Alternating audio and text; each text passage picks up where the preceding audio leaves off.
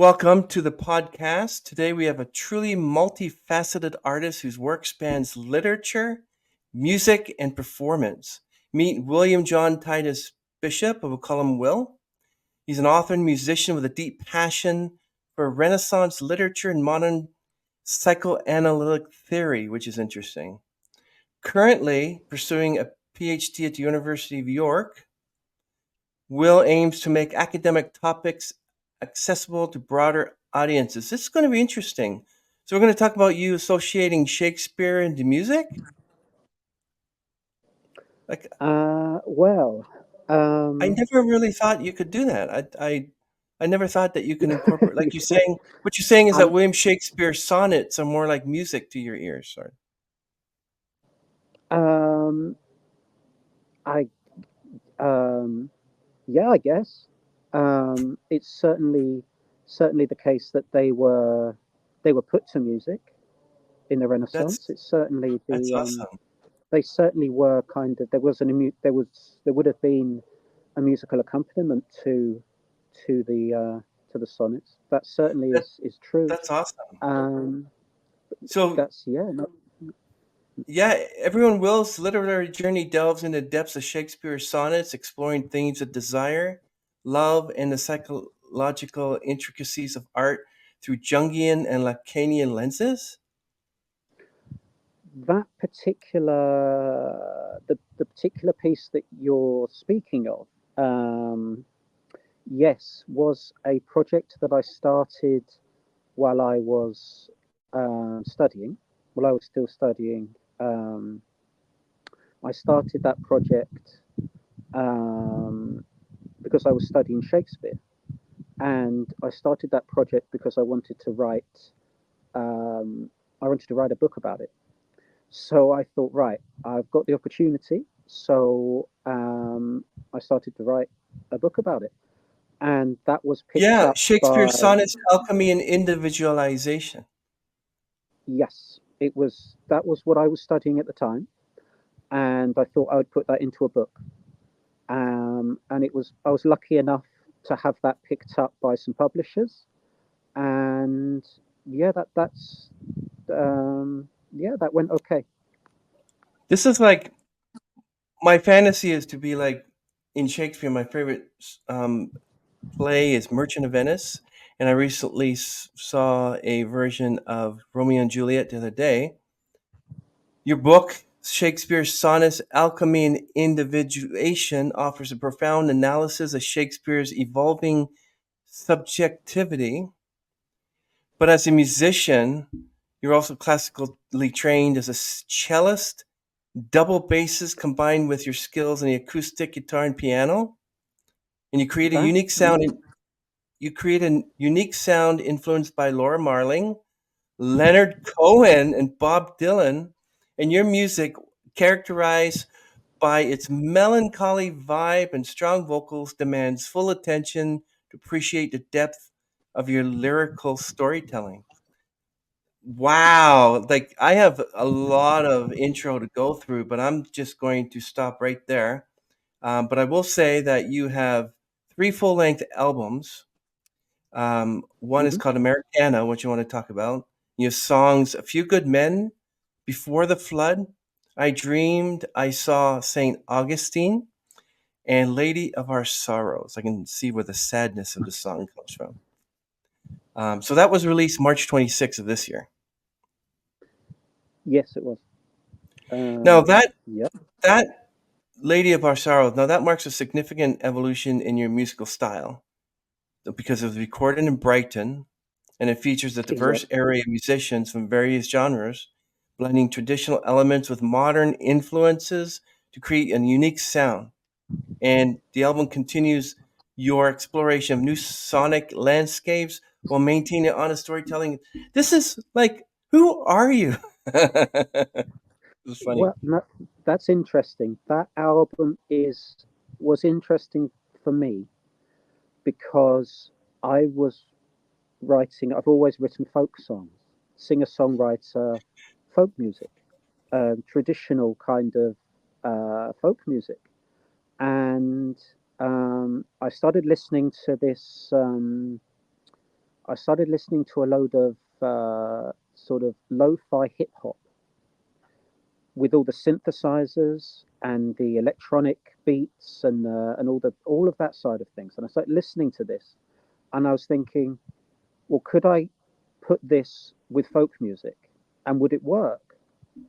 And the result is kind of lo-fi Americana music, Yeah. um, Well, which that's how it comes out. And yeah, yeah. it was a bit of a risk for me because it's a different sound than most Hmm. two, but but yeah, I was quite pleased with the album, and it went and it's had some good coverage. Yeah. Well, everyone, it'll be listed all below as all his musical works, and I'm just really excited about this show as we dive deeper into the world of William John Titus Bishop. And we're going to explore his literacy, literary, and musical journey. What's next for him as the incredible artist? So, thank you, Will, for being on our show. No problem at all. Thank you for having me. It's a pleasure. You're very welcome. Can you give us a little bit of background on who you are and what inspired you to explore Shakespeare's sonnets through the lens of Jungian and Lacanian theories? Um, all of that came really from what I was learning and what I was studying through university and through school. So I learnt music at school from a very, very, very young age, kind of 5 or 6 years old. I was taught an instrument, um, and English literature was my favorite subject at school. And so I studied English and I kept studying English. That was my favorite subject, and I enjoyed studying, and I had some great teachers, and so I thought I would keep studying that. Um, and really, from my enjoyment of that, that's where the that book came from. It came from sort of a passion for English and wanting to spread that as widely as possible. To sort of uh, you know say to other people, look, this is really interesting. And give people an opportunity to share in that enjoyment. So that's where that came from. The music, when I finished school, I wanted to keep playing music, but I didn't want to play in orchestras anymore. I didn't want to play in um, I didn't want to play classical music. It was, it's not, it's beautiful music. There's nothing, I have nothing against classical music. It's some of it is stunningly beautiful and very moving music. But I got to the point where I was listening to all this pop music and all this folk music and people like Leonard Cohen, Bob Dylan, Joni Mitchell, Cat Stevens, all of these Mm. sort of people. And I was thinking, that's what I want to sound like now. I don't want to, I want to I want to try that and see how that goes. So I taught myself guitar and piano, Mm. and um, I taught in a pop style. So I taught myself pop and rock piano rather than classical piano, and I've been that's what I've been doing ever since, I guess. It's amazing. So, how did your background in classical music influence your approach to literary analysis? It was all there's a lot of music in literature. If you look, there is actually a lot of music in literature, especially with theatre, because there's always music going on. And a lot of poetry was put to music. They would read it out um, in the Renaissance and the Restoration. These things would be read out to people with a musical accompaniment. So there's a lot of music in that literature. Yeah. So, is this something like I say, can you write a song let's say, so Merchant of Venice. If I say, can you write Merchant of Venice? Can you actually write a piece through of the classic, or is it just sonnets? It's like you take sonnets and you try to write the It's music around it. anything. The great thing about Shakespeare was that it rhymes. Yeah. Shakespeare, a lot of that's the great thing about Shakespeare is that it rhymes. So it sounds a lot like a song. It sounds a lot like lyrics, and there's nothing to stop anyone if they want to going to the Merchant of Venice and finding their favorite 10 lines and then writing some music and then recording it and putting those things together. There's nothing to stop anyone doing that really. um, and it's been done in the past quite successfully. You can get these CDs and vinyl sort of people reading Shakespeare's sonnets, and it's something that is done quite um, it's done quite that sort of thing. And there's nothing to stop anyone doing that. I mean, if if you know a little bit about music and a little bit about literature, then um, really, it's not too complicated. Yeah, it's like to me it would be like, oh, forget it. I'm gonna run away from it.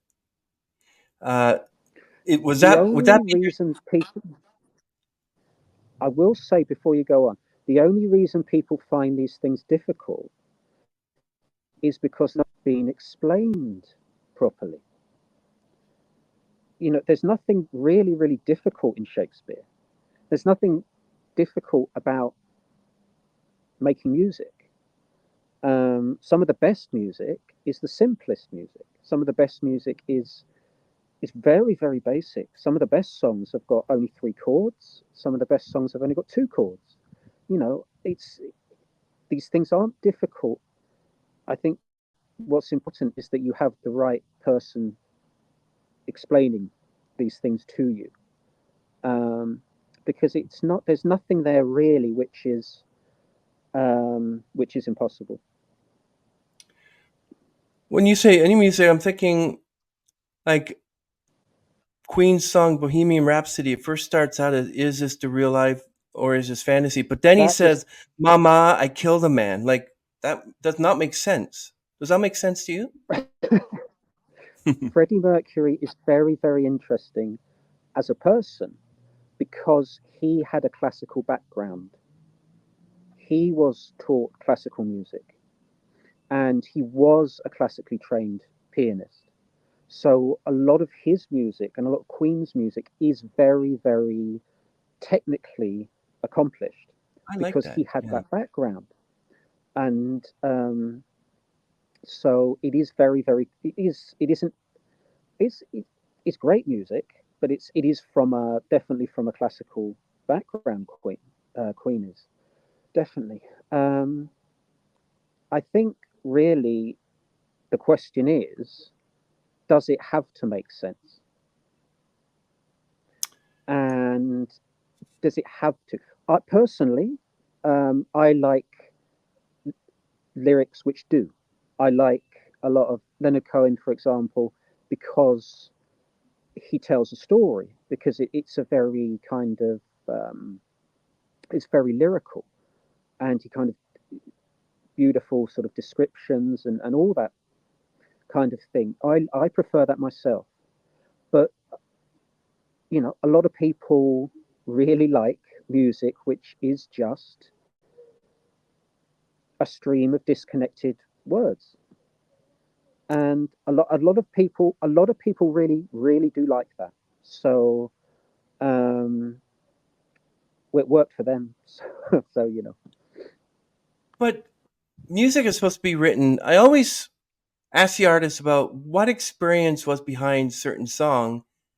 But then you're saying that people like disjointed words, and I'm thinking that's crazy because there's no experience in the disjointed song. For instance, okay, so what is your creative process behind the song "Lady of Our Sorrows"? How did you set that one up? That's the one from Americana. Okay, it's right. So basically, for that particular song, well, what I would do is I would sit down with a notebook and a pen and write 10 songs, and that's an album. And Mm. then I would, and that's all the lyrics. It takes about a day, 10 songs, and that's an album. And then I put some very basic, very simple music to that. Very simple music, kind of just a few chords on guitar and piano. Very, very simple. So there's a rough idea of a song that people can see.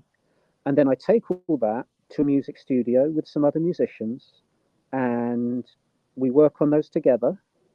And that's then recorded and sent off to some people, and that's it really. I mean, it is as simple as that. There's no. It's actually a very simple process. How did you connect with Eric McClellan from Warner Brothers Records? How did you connect with Oh, him? Eric. Yeah. Yeah, no, I remember Eric. Eric is a fantastic guy. Um, very, very, very smart. Very well spoken. He's very, very lovely guy. And I think it was just something I saw on the web somewhere where it said, Ian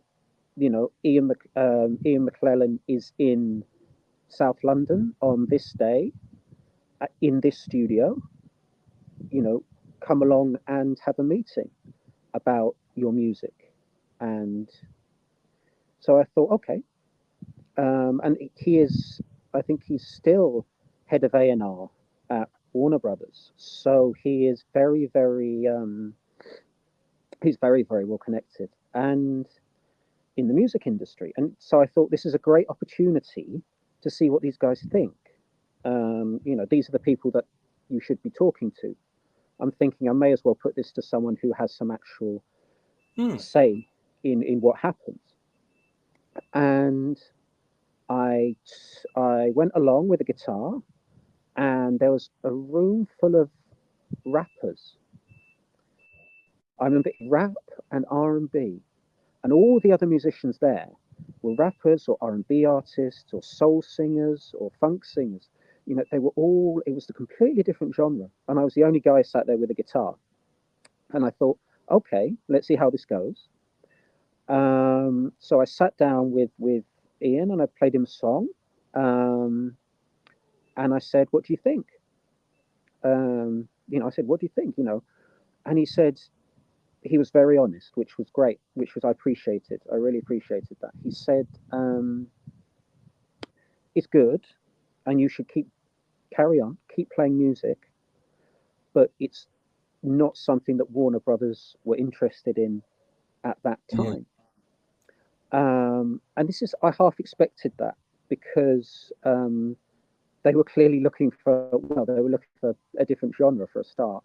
But I really don't. They weren't looking for a kind of a singer songwriter sort of singing love songs. They were definitely looking for something else. And but it was a great experience. Well, it gave me the confidence, in a sense, to keep going, but just not with Warner Brothers. But it gave me the confidence to keep going. Was there ever a time in your life where you just wanted to give it up and just go do something else? Because all that work, Shakespeare, and then writing songs and meeting with this, doing this. Wasn't there a time when you went, I can't do it so much? Um, Everything is difficult when you start, but no, I think if I don't know what else I would do. I mean, I would always do music in some way, even if it was just for friends and family, even if it was just on my own in my bedroom. I would always do music. It would always have some part in my life. So I don't think I would ever stop playing music or reading or studying or writing, I wouldn't stop doing those things. Um, I don't see. No, I've never felt like I need to stop doing that. Um, but sometimes, of course, it can be stressful. It can be disappointing if you don't get, if I haven't had a number one album, I haven't had a Grammy nomination, I haven't had any of those things. And so it can be disappointing when you're putting something out there and it's not as well received as you want or as you'd hoped. It can be disappointing. Um, but I just say, right, on to the next one. And that's it. I mean, 4 million Spotify streams in its first week of like the first full length studio. Like, wow. Like, That and was that's nice. nothing to you. Well, no, that was the first album which was really well received, Hmm. which really people started to notice. That was the first album that was really well received, and I get very grateful to everyone who has uh, listened or downloaded or whatever. I'm very grateful to everyone who has done that because Yeah. yeah, it was the first album that sort of people noticed what I was Hmm. doing and started getting interested. Um, which was nice. It's I consider myself lucky, and those guys are to everyone who listens. I am very grateful. It helps. It allows me to keep going. It keeps me, keeps me on the road. Oh yeah. I mean, you learned piano from Robin Coward, pianist for Passenger, and The Camille band, Phillips, very drummer yeah. with the Subway. It's like, wow, this is high class, man. Robin, yeah. Oh no, Robin is a and he did play with Passenger, who are a hugely successful band. Hmm. He did play with Passenger for a while. That they're not. He doesn't play with them anymore, I don't think. But they did play together for a while. Passenger are hugely successful, and Hmm. yeah, Robin is a great teacher. He still teaches in Brighton. If you're if any Brightonians are listening and need a piano teacher, then I would. That's the one I would go for. Um, but he's a fantastic teacher. Um, and I wanted to learn pop piano. I didn't want to learn classical, so I chose a teacher who knew pop music. So it Hmm. was quite logical to me to do that. And the same with Camille, who is now drummer with the Subways, and the Subways Hmm. had a big hit with um, Rock and Roll Queen, I think, Hmm. in 2010s, 2015, something like that. They had a massive, massive hit with that, and she plays with them, and she does things like the drums for the World Cup advert, I think, and things like that. She's a very talented drummer and a lovely person, absolutely Hmm. lovely person. She doesn't let it go to her head. And I thought she was a punk drummer originally, punk rock, sort of very, very punk, sort of really sort of, sort of dirty bars in tiny little pubs, and that sort of really, where you could, you couldn't move because you were stood so close together and you could sort of smell the sweat on everyone. That sort of drummer. So a really, really hard working drummer. And I wanted to learn punk drums. So, and she was good enough to give me Hmm. some lessons. And then Wow. just after she finished teaching me, I think she went off and joined the Subways. So, yeah, she's done fantastically well. Wow. You're so blessed, my friend. You're so blessed. My side note. Okay, I've asked I've asked many musicians this, including violinists. Um, Even though you're classically trained with playing a cello, can you play the violin as well? I never learnt the violin, so But I you was know the never cello, taught. though. You know the cello. You can play that one I too, know the isn't it? notes. I know the notes, and I know the strings, and I can use a bow. So potentially, yes, I could. Potentially, potentially anyone can. Hmm. But I really believe that. I do genuinely believe that anyone who can, who can hold a bow and who can hold a violin, and knows what sounds good and what doesn't. Anyone who can do that can play these instruments. It's just there is a very formal way of learning classical music, and it's got its own language and its own vocabulary, and it's very technical. But if you haven't heard that, and you haven't been brought up in that environment, then you're not going to understand what they're doing. Um, so potentially, yes, I could. I guess I could. In theory, Well, it's just instead of doing this, you're doing this. I figured it's like you play the it's bass very similar. guitar. You play the bass guitar. You could probably play an electric guitar. You could probably play, um, yeah. So I mean, like I asked someone if you can play the acoustic guitar, you can play the bass guitar, but many of them like I can't play the bass guitar, but I can play a regular acoustic guitar. So, what's your thoughts on that? I think different. Well, everyone's got a favorite. Everyone's got a favorite instrument. My favorite is the guitar. My favorite instrument is the guitar, rhythm guitar. I prefer. That's my favorite sort of is playing rhythm Mm. guitar. But I think everyone has something which they enjoy doing more than I played the double bass and the cello for a long time, and then I thought, right, I want to move on. So I stopped playing those things.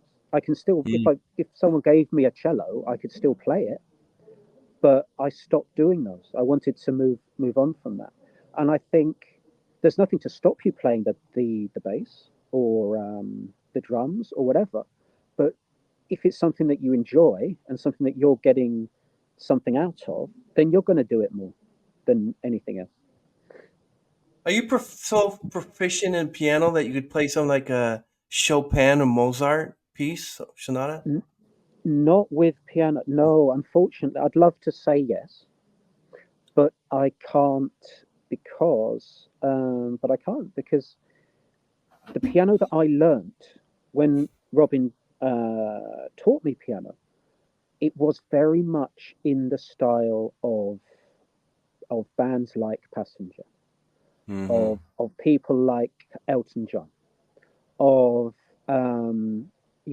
I did learn a very specific style on those instruments, and so I don't think I could. If I started now and try, I could probably learn, but not no, not if you put a piece of classical music in front of me for piano, then I wouldn't be able to tell you. I wouldn't be able to play it. So, Will, what did you mean by the phrase, it is my intention in reading together literary critics, artists, and theorists to show how the development of Shakespeare's conception of his own subjectivity develops over the course of his sonnet sequence? Can you explain that a little bit? Well, you have to assume. Well, you don't have to assume anything, but in the sonnets, Shakespeare is describing himself. Mm. Um, and I wanted to show how that description played out over the course of the sonnets. And a lot of what Shakespeare is saying in those sonnets is about human psychology and those he covers those areas, relationships, romance, love, um, all of those things. He covers all of that sort of side of things in a way which ties in with uh, psychology. People like Wow. people like Jung and people like Freud. It ties in there. I would Hmm. say what I would say is go and read the sonnets because they really are a very accessible and very. You don't need to know Shakespearean English to understand them. You one of the reasons Shakespeare is so popular still is because anyone can go and see him and get something out of the plays. You know, they're still putting the plays on now, and they get millions and millions and millions of people every year going to see those plays. Um, many of whom have no background in English literature. He still is very popular. So I would say go out and read them because you will find something interesting in there. But yeah, there's ties to psychology and psychiatry in there.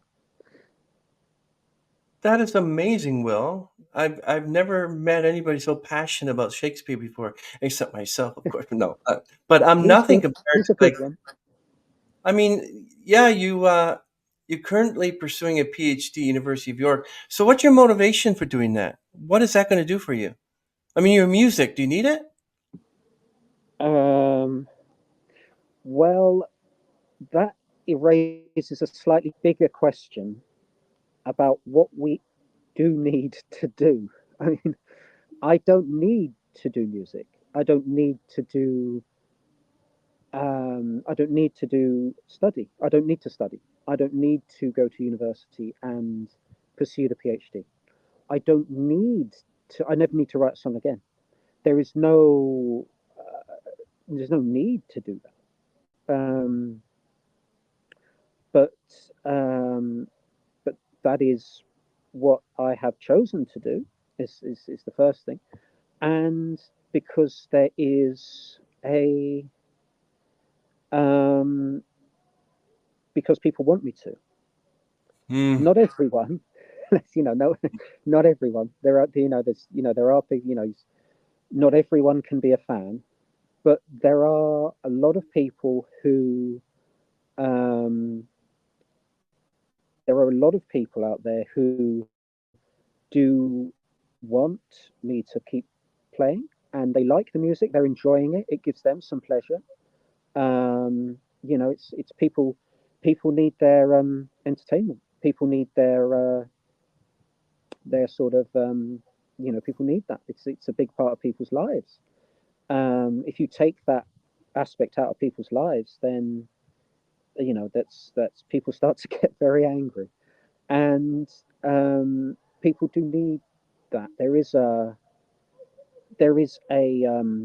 sort of a demand, if you like, for that. Amazing. Yeah, it's amazing. I mean, Will, like, I find it most compelling the concept of individuation, relate Shakespeare's work, and integrating the language of 15th and 16th century. I don't even see why you're not dressed up in the old Shakespearean garb, with the hat and. That I'm, was dis- I'm I'd like disappointed. I am working on something else. If it's, but yes, I mean Shakespeare still is a big part of my life, and he was a big part of my life for a long time. English. I studied English for um, well, nearly sort of 20 odd years. So that's a long time to study, and that's a long time to read. Sort of, and it was mainly focused on Shakespeare. So it's that's something which has been a privilege to do. And I think I'm very lucky to And you're have lucky that because your opportunity. name's William as well. It, it ties in quite well. But yeah, that was that mainly did revolve around school, and that was at a time when I was still in full time Amazing. education, and I was That's still amazing. studying. Since then, I mean, since I sort of um, since then, I have been focusing more on the music, and I think if I did write something else, it wouldn't necessarily be about Shakespeare. No. So you can literally take one of Shakespeare's sonnets and turn it into a piece then, eh? there is. I've thought of this. It's done. It's done today, and it's done very successfully by people like the Royal Shakespeare Company. Mm. Um, People like that. They do that all the time. You can get CDs. You can get books on all this. It's done. It's not the music I So did make, you? Yeah. but it's So not did the your book? Sorry about that. Go ahead. no.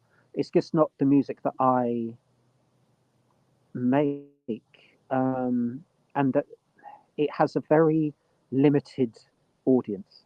Unfortunately, the great thing about pop music is that it's got a much broader appeal than than Shakespeare and music from the Renaissance. Has a much more limited appeal. So it would be more difficult to make that successful. Did you take? Did it take you long to write Shakespeare's sonnets, Alchemy and Individuation? Did it take you long to write that book? A week, I think. I think that was a week. Wow, Um, it took a week. It's it was yeah, it was a good week. It was I didn't do anything else, that's but awesome. it was I didn't do anything else. I did that's all I did for a week was sit at a desk and write, and then that and yeah then I said and I showed it to some people and they said yeah you should publish it. So I did. Yeah, your music is amazing, my friend. Moon and the Orion. I dreamed I saw Saint Augustine. I think a lot of this music is basically more sort of a Catholic type of thing, like Lady of Our Sorrows. Who's the lady? There's probably more than one. I I don't write with a particular person in mind. I think that's a lot of writers do, and a lot of musicians. That's exactly what they do. They sort of try to work through some sort of personal difficulty or personal challenge. They try to work through that with using music. Music is a kind of as, it certainly does have therapeutic benefits. Music. I mean, that's been discussed, you know, for decades. Music certainly does have therapeutic benefits, and a lot of writers do. But I don't do that. I don't like to write about my own experience, and I Hmm. don't like to write with a particular person in mind. Um, I'm sure at the back of my mind somewhere, I'm thinking of someone, but it's not something I like to sort of consciously do. Well, whoever the Lady of Our Sorrows is, you're certainly singing "Night in Your Eyes" to somebody.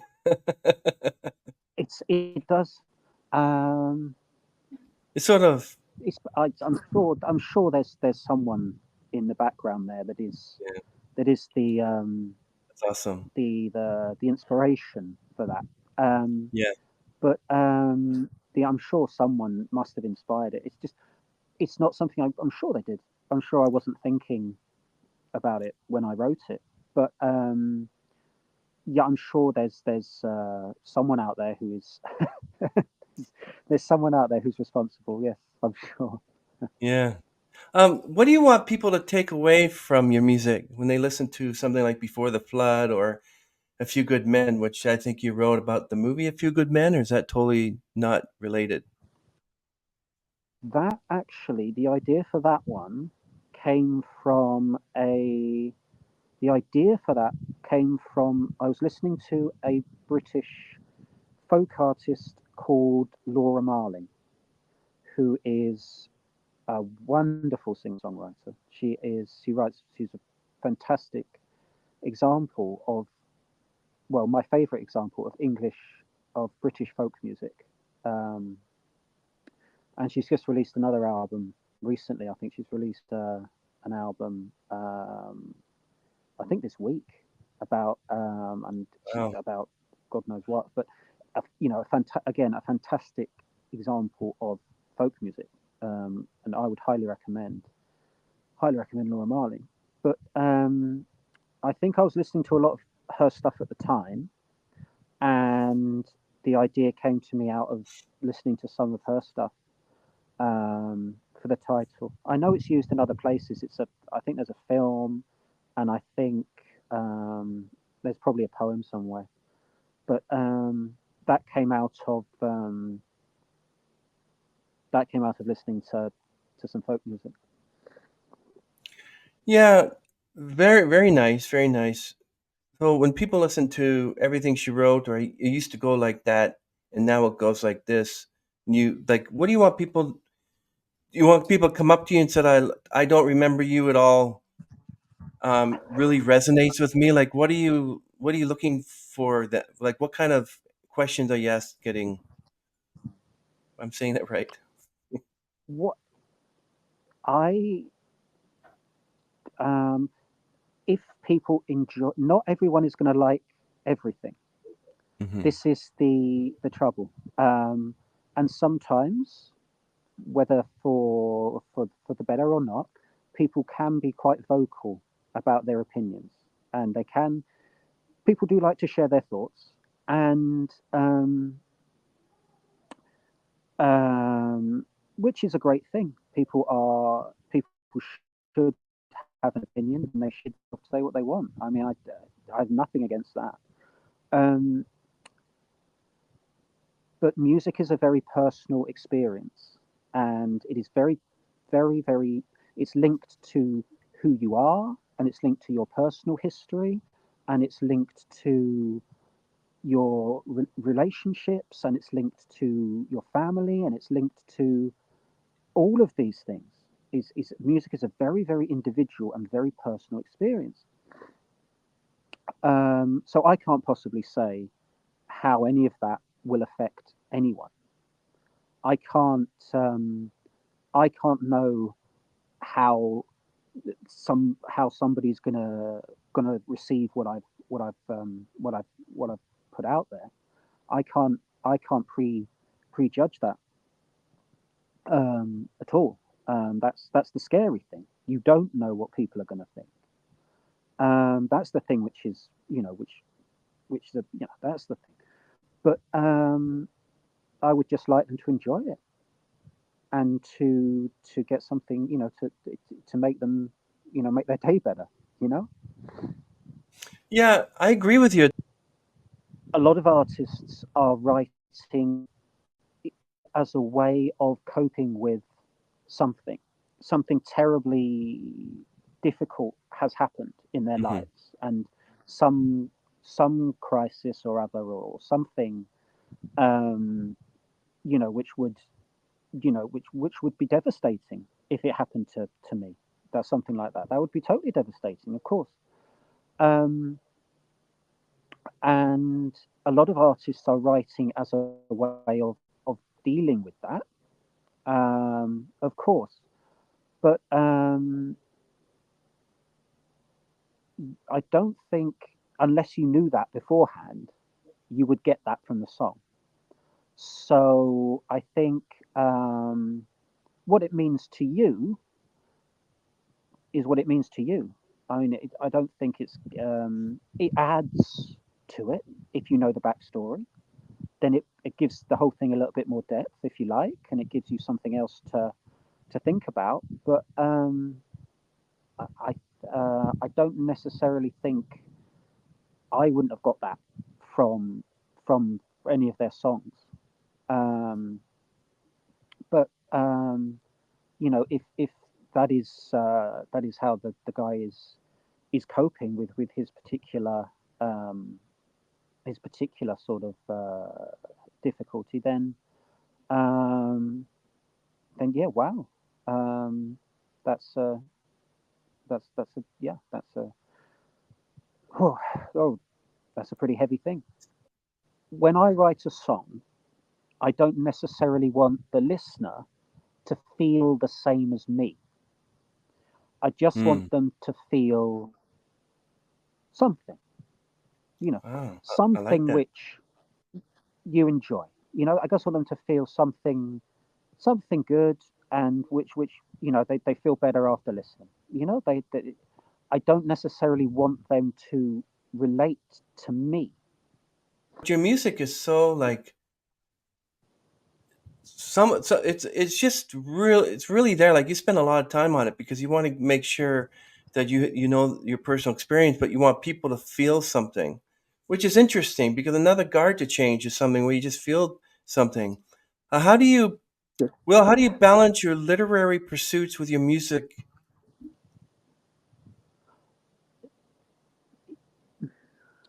That it's you Difficult question, I guess. well, there's a lot of hours in the day. There's more hours in the day than people think, and there's people have a lot more time on their hands than they realize. People spend a whole lot of time worrying about what's going to happen or what's happened, um, or worrying about things, and they waste a lot of their time getting caught up with things which they can't do anything about anyway. So I think really there's a lot more hours in the day than you've got a lot more time on your hands than you know. So it's not it's not difficult to find the time and the energy to to do to sort of study and to make music. What are some of the ways you deal with your mental health? How do you get that so you don't become insane, Will? You become sane. How do you stay sane? Everyone's mental health is important. Everyone's mental health is just as important as their physical health, um, because you can't separate the two things. Everything is it's a very very important thing. People's mental health, and I think it's not difficult to look after your own mental health if Hmm. you do. There are some, and I'm sure it's been said thousands of times, but what works best for me is just to get a decent night's sleep, to eat when you're hungry, to and to switch off at the end of the Yeah. day. That's very important. Especially with social media, especially with how massive the internet is, it's very important to switch off at the end of the day. I do switch off. I switch off my laptop. I switch off my phone at the end of the day and just leave it until the next morning. I think Good thought. if you do that, very simple, just look after your body, look after your mind, then then it's okay to stay fairly stable. I mean, no one's going to be happy all the time, and no one's going to be sad all the time. No one's going to be life isn't always going to be good, and at the same time, you know, bad times don't last either. So um, I guess as long as you just look after yourself, you know, very basically look after your body, look after your mental health. Don't sort of expose yourself to things which don't expose yourself to the wrong stuff, and you, it's I think it's very very important to do that. But It yeah, is. It is. What was like when you had to perform at the University of York? What was your experience? What was your mindset when you went in there? How did you prepare for that performance? oh, with York, I think you have to remember it's a university, so they are students. They are university students, and they are studying, and they are going through a course of education. So they are students and they're studying, and so they have sort of their own preoccupation there, which is their studies, and quite rightly so. That's why they're at university. So I went into that just not expecting too much because they had, their degrees to finish. So I didn't expect too much from them. I didn't expect, um, they were great. That everyone there was great. The I did a bit with the Department of Television, Film and Media, Mm. and um, which was part of because they requested it basically because they did one of the lecturers or tutors, someone in one of the sort of members of staff um, requested that I do some. Said, look, we want to do some filming, and I said, okay, and I just sort of went along and played a song for them. They recorded it and filmed it and did whatever they wanted. Did whatever they do. They whatever they were doing, and and yeah, and hopefully that's helped some of these students. Hopefully that's made their degrees easier, and I got some very good footage out of it. So yeah, that went quite well. I really like how you approach all the questions I asked you. I got three questions here, which I'm going to ask before we end. Um, and I love how you respond. So, one, I'm going to ask you three questions and then we'll just end the stream.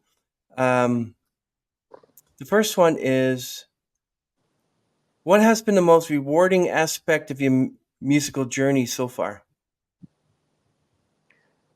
When people like the music, when someone comes to me and says, I was having a really hard time, and then I heard your song and it really helped.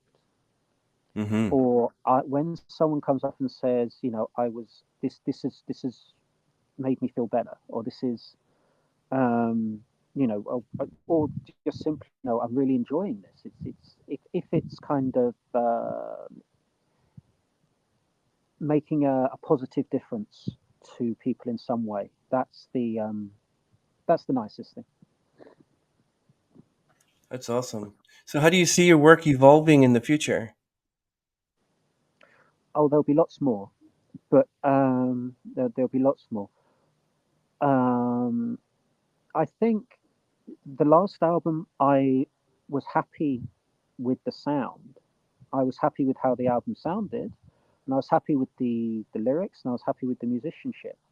Hmm. So, I mean, I was quite happy with that sound. Um, Obviously, the people who I work with, agents and all these different people, they have their own input.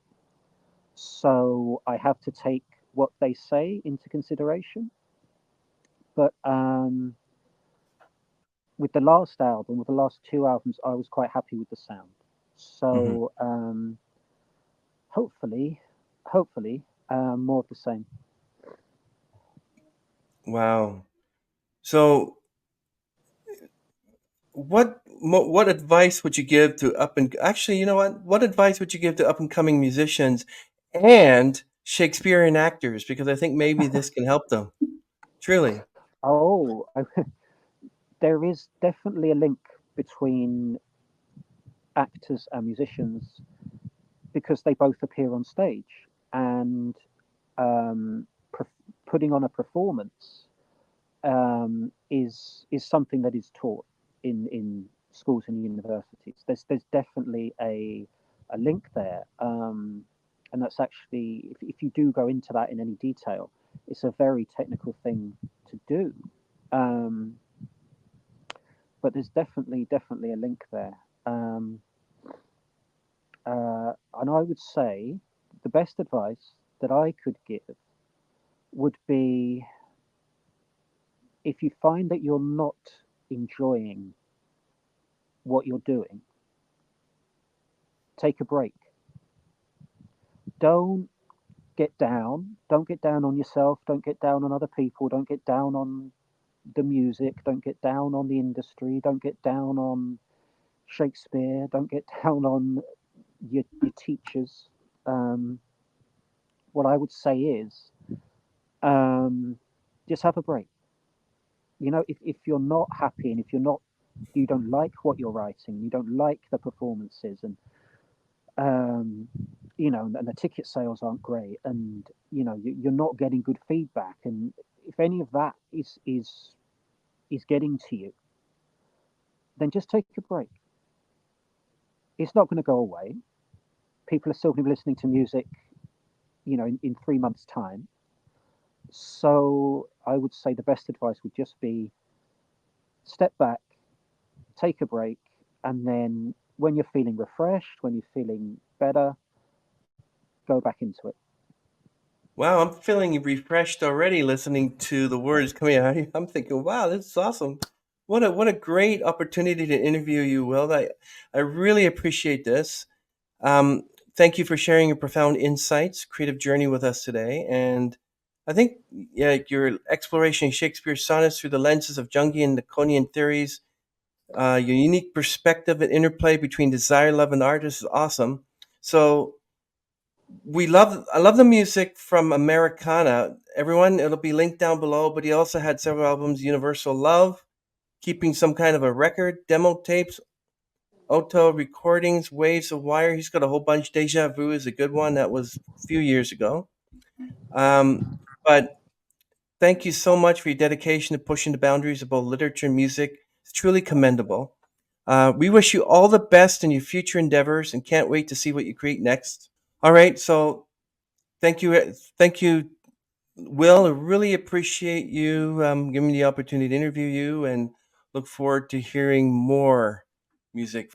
Any last words? I'd just like to say a massive thank you for having me on your podcast. You're welcome. It really has been a pleasure speaking with you.